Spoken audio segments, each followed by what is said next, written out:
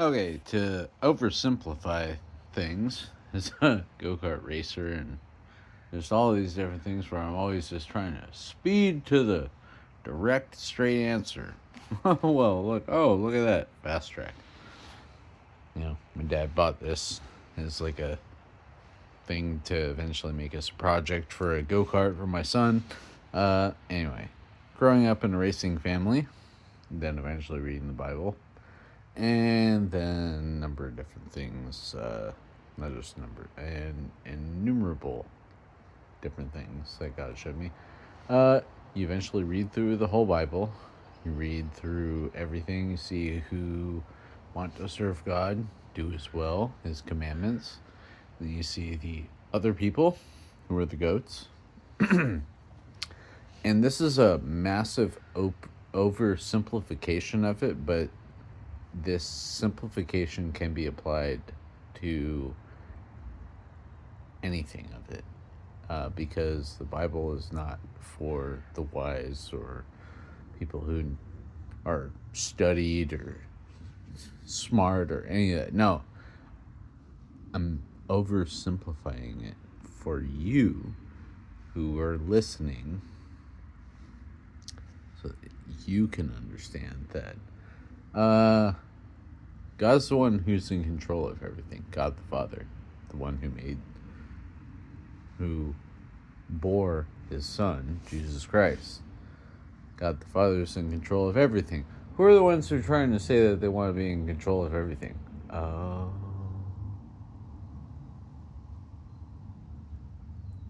So they're not submitting to God? Oh.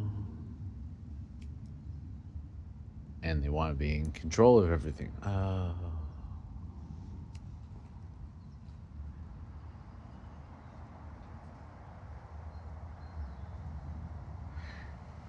But they won't admit that God's in control of everything. Oh, that's right.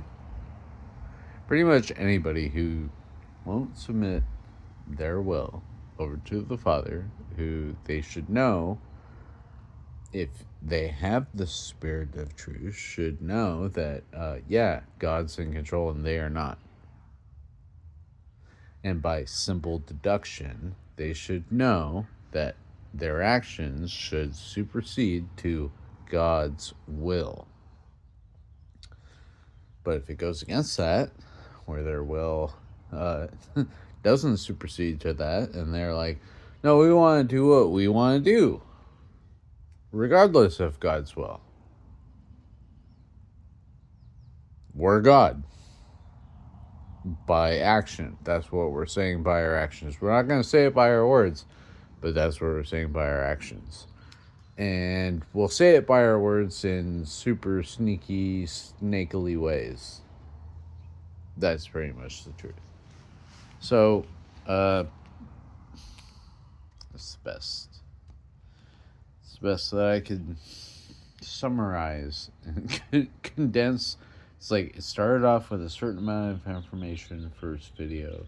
Tried to condense it to the second video. Third video, I'm just going straight to the source. I can't condense it any more than this. It's either you know who God is, you submit to his will, know he is God, know that he sent his son, or you simply don't, and you're serving Antichrist. That's it.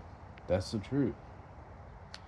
If you say Jesus is God, you're submitting to Antichrist. If you say that once saved, always saved, then you're submitting to Antichrist because you're denying the possibility of the fear of God, which is the whole point of eternal damnation and the lake of fire, which then, if you're saying that there's no reason to fear, then you're denying the fear of God, which is what leads you into all wisdom and truth. And even Jesus said the same thing, where he said,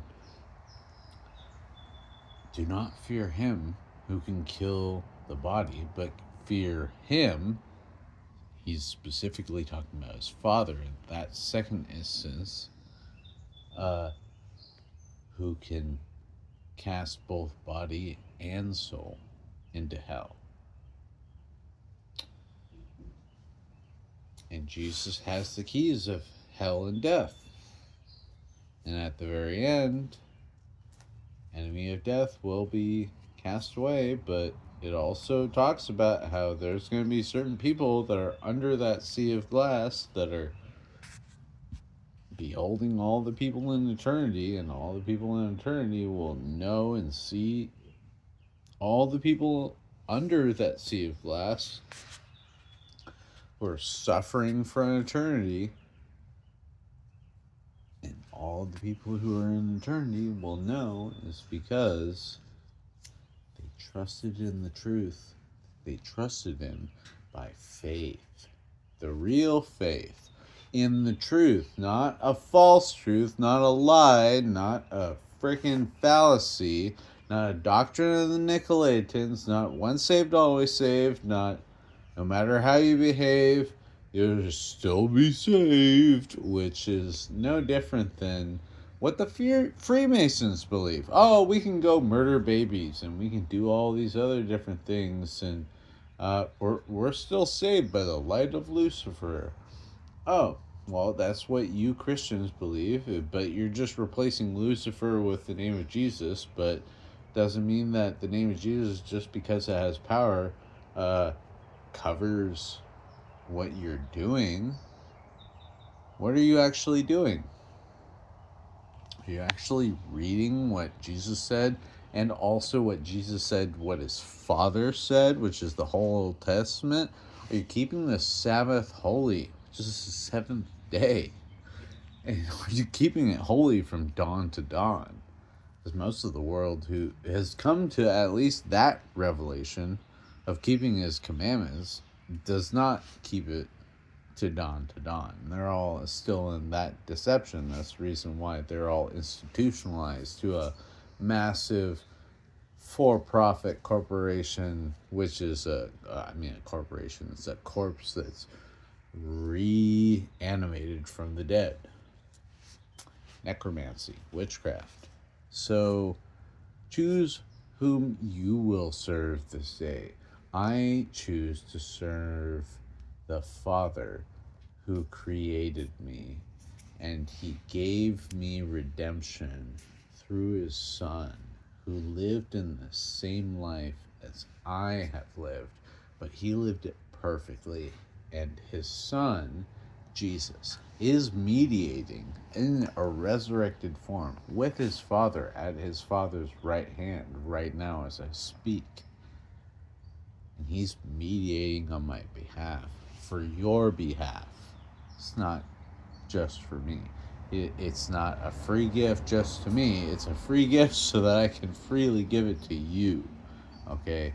That's the truth. May God bless you if you believe the truth, and may God have mercy on your soul if you do not.